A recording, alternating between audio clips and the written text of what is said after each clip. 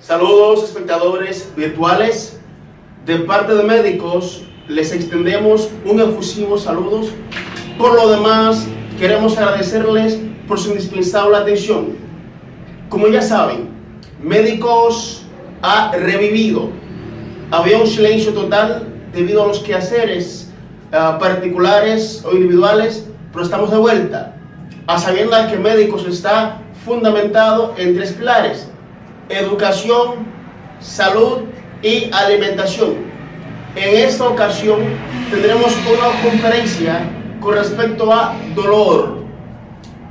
Mi pregunta para ustedes: cuando nos cortamos con cualquier objeto, punzante, cortante, como sea, ¿qué es lo que ocurre en el cuerpo? Sentimos una sensación desagradable. Ahí pues el dolor se define como esa sensación o esa experiencia de sensación y emociones que se desatan en el cuerpo. Son desagradables porque evidentemente cuando sentimos un dolor movemos el cuerpo o reaccionamos, a sabiendas de que el dolor tampoco es malo si es agudo.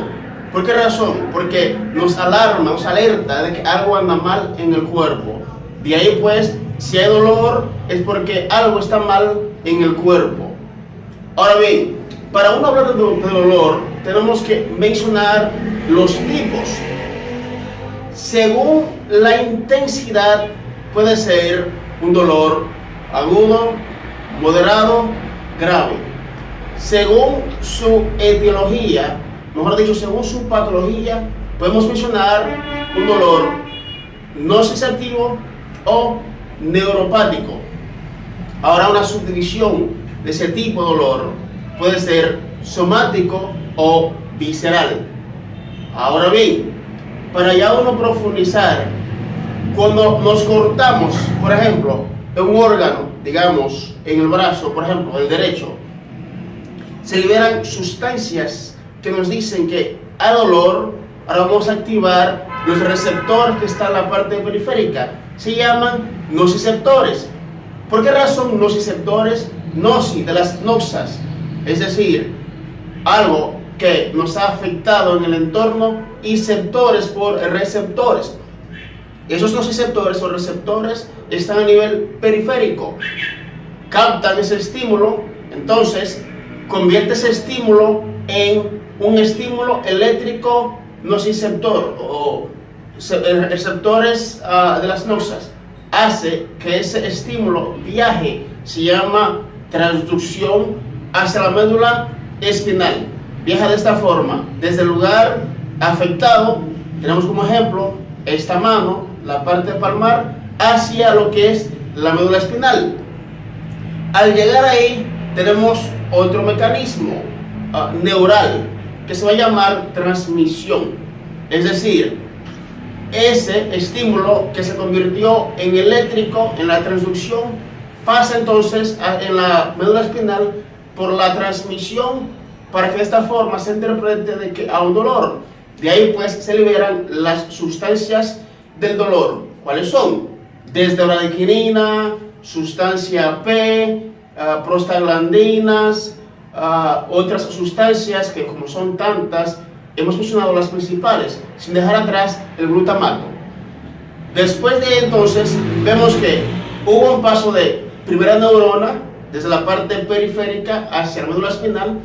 Luego entonces a una decusación.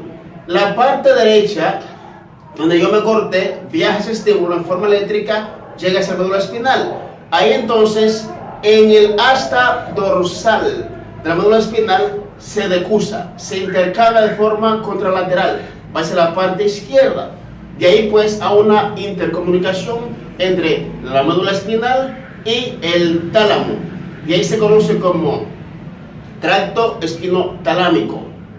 Tiene sentido, ¿verdad? Porque conecta médula espinal con el tálamo. Ahí vemos la segunda neurona, donde hay una comunicación entre médula espinal y el tálamo. De ahí pues viaja de forma ascendente de la médula espinal por el tálamo hacia el cerebro. Entonces vemos que ahí pues vemos otro proceso.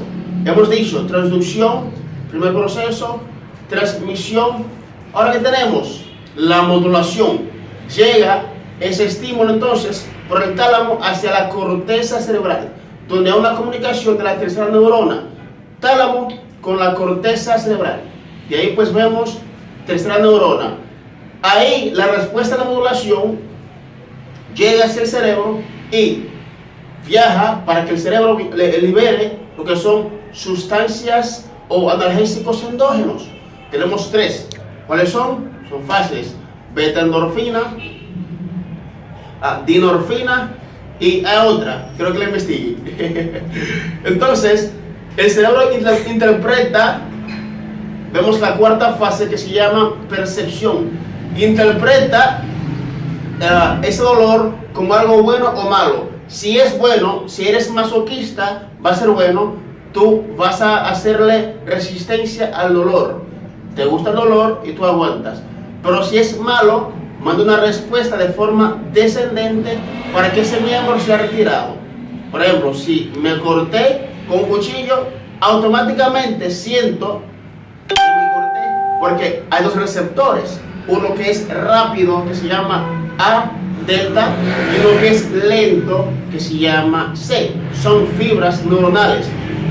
Entonces, el receptor A delta, que manda respuestas rápidas porque está mielinizada, y como está mielinizada, tiene nodos de Ranvier que permiten que el estímulo vaya de forma saltatoria y rápidamente. Llega esa respuesta al cerebro, entonces dice, bueno, retira ese miembro porque hay peligro. Retiro porque mandó una respuesta de forma descendente.